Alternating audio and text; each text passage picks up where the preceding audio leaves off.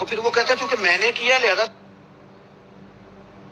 میں نے کچھ لوگوں کو دیکھا ہے اگر کوئی نیک کام کر لیتے ہیں نا تو پھر وہ کہتا ہے چونکہ میں نے کیا لہذا ساری دنیا فوراً یہ کرے۔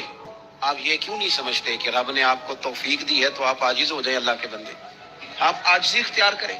وہ کہتے ہیں چونکہ میں کرتا ہوں لہذا میں اب اتنا بڑا آدمی ہوں تو فلانے فلانے فلانے فلانے بندے تو ٹھیک ہی نہیں۔ حضرت سعدی شیرازی کہتے ہیں کہ تہجد کا ٹائم تھا، پرانے زمانے میں نا لوگ مسافر اکثر رات مسجدوں میں آ کے گزارتے تھے، تو کہتے ہیں مسجد میں لوگ سوئے ہوئے تھے سارے، تہجد کا ٹائم تھا، میں تہجد کی نماز پڑھ رہا تھا، میرے والد بھی ساتھ تھے، تو میں نے اپنے ابا سے کہا یہ دیکھو کتنے بد نصیب ہیں، نفلوں کا ٹائم ہے اور یہ سوئے ہوئے۔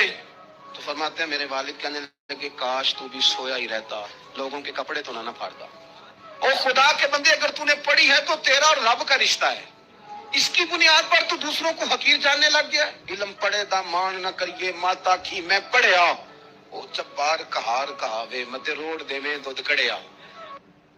میں نے کچھ لوگوں کو دیکھا ہے اگر کوئی نیک کام کر لیتے ہیں نا تو پھر وہ کہتے ہیں چونکہ میں نے کیا لہذا ساری دنیا فوراً یہ کرے۔ آپ یہ کیوں نہیں سمجھتے کہ رب نے آپ کو توفیق دی ہے تو آپ عاجز ہو جائیں اللہ کے بندے، آپ عاجزی اختیار کریں۔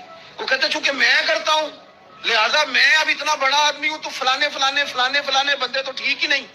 حضرت سعدی شیرازی کہتے ہیں کہ تہجد کا ٹائم تھا، پرانے زمانے میں نا لوگ مسافر اکثر رات مسجدوں میں آ کے گزارتے تھے، تو کہتے ہیں مسجد میں لوگ سوئے ہوئے تھے سارے، تہجد کا ٹائم تھا، میں تہجد کی نماز پڑھ رہا تھا، میرے والد بھی ساتھ تھے، تو میں نے اپنے ابا سے کہا یہ دیکھو کتنے بد نصیب ہیں، نفلوں کا ٹائم ہے اور یہ سوئے ہوئے۔